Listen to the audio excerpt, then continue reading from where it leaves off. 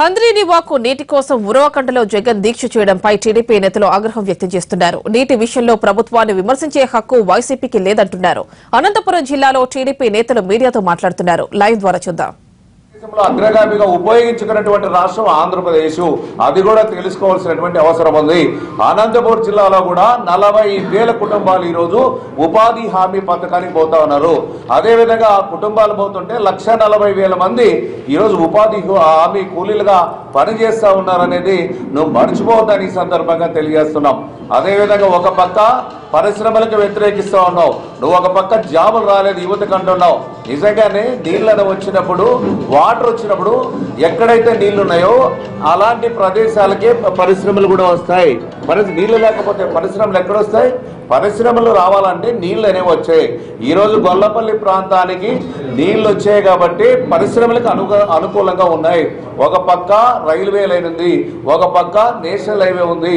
కాబట్టి అక్కడ రైతులు భూములు తీసుకోవాల్సింది, కానీ రైతుల భూములు కూడా వాళ్ళందరితో కూడా ఒప్పించి మెప్పించి తీసుకున్నాం తప్ప వాళ్ళు ఏదో బలాత్కారంగా ఎక్కడ కూడా మేము లాక్కోలేదు. అదేవిధంగా ఏవైతే భూములు తీసుకుంటున్నామో అది పరిశ్రమలకి, అక్కడ పరిశ్రమలను కూడా ప్రారంభిస్తూ ఉన్నాము.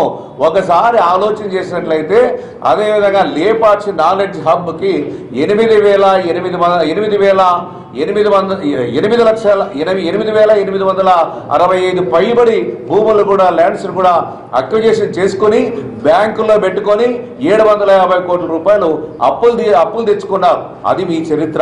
మా చరిత్ర అది కాదు. మీకు మాకే తేడా ఉంది. ఈరోజు మేము ఏవైతే భూములు నేషనల్కైతేనేమి, డిఫెన్స్కి అయితేనేమి, ఎయిర్ బస్కి అయితేనేమి భూములు సేకరించిన భూముల ఫౌండేషన్లు వేసాం. అదేవిధంగా పనులు కూడా ప్రారంభించాం. నీ కళ్ళున్నాయో లేదో ఒక్కసారి అక్కడ పోయి చూసిరా. నువ్వు సేకరించిందంతా దోచుకోలేక తప్ప ఇంకో దానికి పనికిరాలేదు. మేమేదో ప్రజానికానికి, భవిష్యత్ యువతకి మార్గదర్శకంగా ఈరోజు ఫ్యాక్టరీలు వస్తూ ఉన్నాయి. అదేవిధంగా కీ ఇండస్ట్రీస్, హోండా కార్ల ఫ్యాక్టరీ అయితేనేమి, అదేవిధంగా డిఫెన్స్, అదేవిధంగా ఫ్లైట్ సంబంధించిన విడిభాగాలు అక్కడ ఏర్పాటు చేసుకునే పరిశ్రమలు కూడా వస్తూ ఉన్నాయి. వేలాది ఉద్యోగాలు వస్తూ ఉన్నాయి. వెనుకబడినటువంటి అనంతపురం జిల్లాకి నిజంగా ఒక వరం. ముఖ్యమంత్రి గారి యొక్క కృషితో, పట్టుదలతో ఈరోజు హంద్రీనివా వస్తుంది. ఒక పక్క పరిశ్రమలు వస్తున్నాయి. చాలా సంతోషం. దీన్ని స్వాగతించాలి. పోయి ముఖ్యంగా రాయలసీమలో పుట్టినటువంటి నువ్వు చరిత్రహీనుడిగా మారిపోతావు. ప్రతి దానికి వ్యతిరేకిస్తున్నావు. ఈ రోజు పరిశ్రమలకు వ్యతిరేకిస్తున్నావు, హంద్రీనివా పట్టుసీమకు వ్యతిరేకిస్తున్నావు, అదేవిధంగా పరిశ్రమలు వస్తుంటే వ్యతిరేకిస్తున్నావు, రాజధాని భూములు తీసుకోవాలంటే వ్యతిరేకిస్తున్నావు, అదేవిధంగా భోగాపురం ఎయిర్పోర్ట్ కూడా వ్యతిరేకిస్తున్నావు. అన్ని వ్యతిరేకిస్తున్నావు. కాబట్టి భవిష్యత్తులో ప్రజలు నీకు బుద్ధి చెప్తారు. ప్రజలు భవిష్యత్తులో వ్యతిరేకంగా నీకు తీర్పిస్తారని సందర్భంగా తెలియజేస్తున్నావు. కానీ బుద్ధి తెచ్చుకొని నువ్వు కూడా ప్రవర్తిస్తే మంచిదని సందర్భంగా జగన్మోహన్ రెడ్డికి హెచ్చరిస్తున్నాం.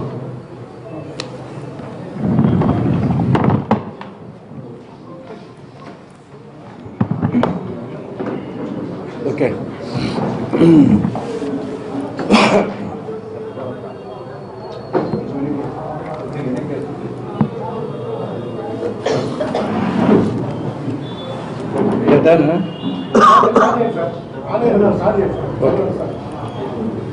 వైఎస్ జగన్మోహన్ రెడ్డి గారు తన స్థాయిని మరిచి గౌరవ ముఖ్యమంత్రి శ్రీ నారా చంద్రబాబు నాయుడు గారి పట్ల చేస్తున్న వ్యాఖ్యలను పూర్తిగా ఖండిస్తున్నాం. చంద్రబాబు నాయుడు గారు ఈ రాష్ట్ర అభివృద్ధి కోసం, సంక్షేమం కోసం అహర్నిశలు కృషి చేస్తూ ప్రజలు, పత్రికలు, ఆబాల గోపాలం కూడా హర్షిస్తున్న సమయంలో ఆ ముఖ్యమంత్రి ఉద్దేశించి ప్రసంగించిన వ్యాఖ్యలు సభ్య సమాజం తలవంచుకునే రీతిలో చాలా హీనాతిహీనంగా మాట్లాడడం చాలా బాధాకరము, దురదృష్టకరము. దీన్ని పూర్తిగా ఖండిస్తున్నా అని చెప్పి సందర్భం గుర్తు చేస్తున్నా. జగన్మోహన్ రెడ్డి గారు రాజకీయాల్లో ఎవరికైతే నోటి తీట ఉందో, నోటి దురద ఉందో వాళ్ళు బాగుపడిన దాఖలాలు ఈ చరిత్ర లేవు. నువ్వు కూడా ముఖ్యమంత్రి గారిని ముఖ్య కంత్రి అంటున్నావు. నీతికి, నిజాయితీకి చంద్రబాబు నాయుడు గారు ప్రతిరూపం. మీ నాయన కానీ, మీ అమ్మ కానీ, అనేక మంది మీ అనుచరులు కానీ దాదాపు 45 కేసులు వేశారు. ఏ ఒక్క కేసుకు నిలబడలేదు. నిప్పులాగా బతికాడు చంద్రబాబు నాయుడు గారు. అవినీతి నారావారి ఇంటా వంట లేదు. నువ్వు అవినీతికి, అరాచకాలకు, దౌర్జన్యాలకు, దోపిడీలకు ప్రతిరూపం. వీటన్నిటికీ పేటెంట్ హక్కు నీకు ఒక్కనిగా ఉంది. దయ్యాలు వేదాలు వలించినట్లుగా నువ్వు మా ముఖ్యమంత్రి మీద ఈ వ్యాఖ్యలు చేయడము ఎవరు హర్షించరు. అది ఎటువంటి పరిస్థితుల్లో కూడా ముఖ్యమంత్రి గారిని విమర్శించే స్థాయి, శక్తి నీకు ఎటువంటి పరిస్థితులు లేవు. ఒక విధంగా చెప్పాలంటే ఈ రాష్ట్రానికి పట్టిన పీడ, శని ఎవరున్నారంటే జగన్మోహన్ రెడ్డి గారే. ఎందుకంటే లక్షల కోట్ల రూపాయలు అవినీతి చేసి పేద ప్రజల రక్తాన్ని జలగలు ఏ విధంగా పిలిస్తే ఆ విధంగా పిలిచి 11 కేసుల్లో ప్రథమ ముద్దాయిగా ఉండి 16 నెలలు జైల్లోనే నువ్వు మాకు నీతి నేర్పిస్తావు, నువ్వు జగత్ కంత్రి అని చెప్పి సందర్భంగా మేము గుర్తు. ఈ రోజు నుంచి జగత్ కంత్రి ఎవరు ఆంధ్రప్రదేశ్లో ఉంటే జగన్మోహన్ రెడ్డి గారు తప్ప ఎవరు ఉండరు. కాబట్టి గౌరవ ముఖ్యమంత్రి గారిని విమర్శించే స్థాయి నీకు లేదు. ఇప్పటికైనా దాన్ని మానుకోవాలి. ఇది అయిపోయిన క్వశ్చన్ లేదు. రెండవది, మీరు మాట్లాడాల్సిన అవసరం ఏమంటే ఇది ఇక్కడ లేనిపోని ఆరోపణలు. ఒక ప్రతిపక్ష నాయకుడిగా నువ్వు నిజాలు మాట్లాడాలి.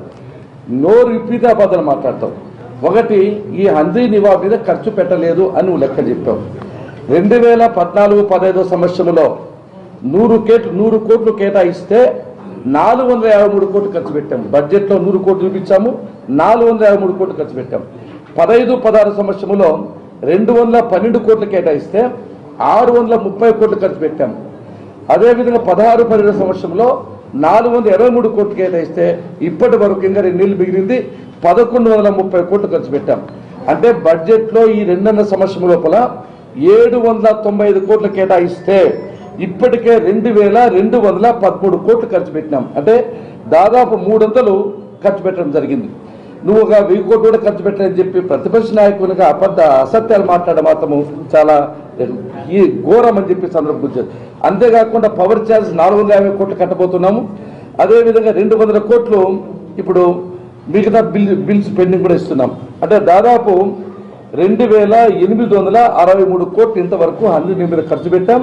ఎటువంటి పరిస్థితుల్లో బడ్జెట్తో సంబంధం లేకోకుండా ఎంత లోటు బడ్జెట్ ఉన్నప్పటికీ కూడా మేము ఎంతో ధైర్యంగా ఇప్పటికి 2863 కోట్లు ఖర్చు పెట్టినామంటే మాకు నిజంగా చిత్తశుద్ధి ఉంది. ఇది కంప్లీట్ ఆలోచనతో ఉన్నాం. అంతేకాకుండా నువ్వు చేసిన ఆరోపణలో కాంట్రాక్టర్ల కోసం కక్కుర్తిపడి పెంచినారంటున్నారు. 2004 సంవత్సరంలో మీరు 46,000 కోట్లు ఉంటే 2007 సంవత్సరంలో 64,000 కోట్లు చేశారు. 2009 సంవత్సరం మీ నాయన 1,00,000 కోట్లు పెంచాడు. 1 కోటి ఎకరాలకు నీళ్ళు ఇస్తా అన్నాడు. ఒక చుక్క కానీ ఒక ఎకరాకు నీళ్ళు ఇవ్వని సంఘటన ఈ సందర్భంగా నేను గుర్తు చేస్తున్నాం. అంటే ఎప్పుడైనా కూడా అవినీతి కానీ అరాచకం అవినీతి చేసిండేది జలయజ్ఞాన్ని ధనయజ్ఞం చేసినది మీ టైంలో అని చెప్పి సందర్భం గుర్తు చేస్తూ రాజ్యాంగబద్ధ సంస్థలైన లోకాయుక్త కానీ విజిలెన్స్ కమిషన్స్ కానీ అదేవిధంగా కాగ్ సంస్థలు కానీ దాదాపు 55,000 కోట్ల పైచిలుకు వరకు అక్రమాలు జరిగాయని చెప్పిన విషయాన్ని సందర్భం గుర్తు చేస్తున్నాం. జలయజ్ఞాన్ని ధనయజ్ఞం చేశావు. ఆ రోజున సాక్షి పేపర్ కానీ జగతి పబ్లికేషన్స్ కానీ చార్చి వీడియో కానీ ఛానల్స్ కానీ ప్రతి ఒక్క దాంట్లో పెట్టుబడులు పెట్టారు. ఈ కేసుల్లో కూడా 5 కేసుల్లో కూడా ఈ జలయజ్ఞం కేసులే ఈ 11 కేసులు ఉన్నాయంటే దాన్ని బట్టి అర్థం చేసుకోవచ్చు. ఈ రాష్ట్రంలో ఇంతవరకు ఏ ప్రాజెక్టు కూడా పూర్తి కాకపోవడానికి, అంతేకాకుండా అనంతపురం జిల్లాకు నీళ్లు రాకపోవడానికి కారణం ఏమంటే మీ అవినీతి వల్ల ఆలస్యం జరిగింది, ఇవ్వలేకపోయారు. అంతేకాకుండా ఒక మాట మాట్లాడుతున్నాం, బాబు వస్తే జాబ్ వచ్చే మాట వాస్తవం. కారణం ఏమంటే మీకు తెలుసు, గతంలో సిఐఐ ఇన్వెస్ట్మెంట్లో 2,60,000 కోట్ల పెట్టుబడులు వచ్చాయి, వివిధ రూపాల్లో ఉన్నాయి. 3,60,000 మందికి ఉద్యోగాలు ఇచ్చాం ప్రత్యక్షంగా పరోక్షంగా. కాబట్టి బాబు వస్తేనే జాబులు వస్తాయి. దేశాలు విదేశాలు కూడా చంద్రబాబు నాయుడు గారి విశ్వాసం ఉంది, నమ్మకం ఉంది. కాబట్టి మొన్న 10,50,000 కోట్ల పెట్టుబడులు వచ్చాయి. ఉద్యోగాలు కూడా దాదాపు 22,34,000 వస్తారు, ముందుకు వస్తారు. బాబు వస్తే తప్పకుండా జాబ్ వస్తుంది, కానీ జగన్ వస్తే తప్పకుండా అందరూ జైలుకి పోతారని చెప్పి సందర్భం గుర్తు చేస్తున్నాం. అంతేకాకుండా అందితే జుట్టు అందకపోతే కాళ్ళు అని నువ్వు మాట్లాడుతున్నావు. అవన్నీ నీకయ్యా, ఎందుకంటే నీ మీద కేసులు ఉన్నాయి. ఈడేమో మాట్లాడతావు, గాంధిస్తావు, ఆటికి పోతే పిల్లి మాదిరి ఆడ ఢిల్లీలో మోడీ కాళ్ళ దగ్గర నువ్వు పడతావు తప్ప మాకేం కేసు ఉండే భయపడడానికి. ఎటువంటి పరిస్థితుల్లో కూడా నువ్వే ఎల్లప్పుడూ భయపడుతున్నావు తప్ప ఎవరు భయపడదు. అదేవిధంగా రైతులు భిక్షాటన చేస్తున్నారు. మీ నాయన అధికారంలో ఉన్నప్పుడు ఏం మాట్లాడు ప్రతిపక్షంలో ఉన్నప్పుడు మేము అధికారంలోకి వస్తే ఒక్క రైతు కూడా ఆత్మహత్య చేసుకోని చెప్పావు. ఈ రోజు అధికారంలోకి వచ్చిన తర్వాత మీ నాయన ఈ రాష్ట్రంలో 14,000 మంది అన్నదాతలు రైతులు ఆత్మహత్యలు చేసుకున్న దీనికి నువ్వేం సమాధానం చెప్తావు? మేము వచ్చిన తర్వాత ఇన్పుట్ సబ్సిడీ ఇచ్చాం, ఇన్సూరెన్స్ ఇచ్చాం. భారత దేశ చరిత్రలో కని విని ఎరుగుండి 84 లక్షల మందికి 24,000 కోట్ల రుణమాఫీ ప్రకటించాం. చేనేత కార్మికు 111 కోట్లు కేటాయించాం. ఆ పొద్దు రోజు ఇచ్చిన కమిటీ సిఫార్సులను బొట్టు దాఖలు చేసిన మీరు ఈ రోజు చేనేత కార్మికులు మాట్లాడే నైతిక విలువ కానీ అర్హత కానీ హక్కు కానీ మీకు లేవని చెప్పి సందర్భంగా మీకు గుర్తు చేస్తున్నాను.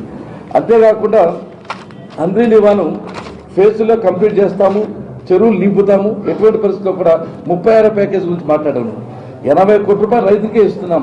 నువ్వు రైతులకు 80% ఇస్తే నువ్వు 20% మాత్రమే ఇస్తున్నావు. చివరిగా ఈ భూముల గురించి మాట్లాడుతున్నావు. పరిశ్రమలు రావాలి, ఉద్యోగాలు రావాలి, పరిశ్రమలకు అడ్డపడుతున్నావు. ఈ రోజున 10,50,000 రూపాయలు ఇస్తా ఉంటే తక్కువ అంటే మీ నాయన వాన్పిక్కు 25,000 ఎకరాలు ఇచ్చాడు. ఆ పొద్దు ఏమైంది నీ పరిస్థితి? అంతేకాకుండా లేపాస్ట్లో 8,844 ఎకరాలు 75,000తో కేటాయించారు, 1,50,000తో కేటాయించారు. ఆ పొద్దు రైతులకు కనపడలేదా? ఈ రైతు కోసం, న్యాయం కోసం, పరిశ్రమల కోసం, ఉద్యోగాల కోసం, రైతు సంక్షేమాన్ని దృష్టిలో పెట్టుకొని పరిశ్రమలు రావాలి. ఎంత వెనకపోయిన అంతకొంత జిల్లాలు ఉంటే నువ్వు అన్నిటికీ అడ్డం పడుతున్నావు. ఇది కరెక్ట్ అయిన పద్ధతి కూడా కాదు. భగవంతుడు నేను క్షమించను. దేవతలు మంచి కార్యక్రమాలు చేస్తూ ఉంటే రాక్షసులు ఏ విధంగా అడ్డం పడతారో ఆ విధంగా నువ్వు అన్నిటికీ అడ్డం పడుతున్నావు. ప్రజలు తగిన శాస్త్ర చేస్తారు, తగిన గుణపాఠం చెప్తారు. ఇప్పటికే భారీ మూల్యం చెల్లించవలసి వస్తుందని చెప్పి జగన్మోహన్ రెడ్డి హెచ్చరిస్తున్నాం. ఉరువకొండలో జగన్ దీక్షపై టీడీపీ నేతలు ఫైర్ అవుతున్నారు. ఇప్పటివరకు మనం లైవ్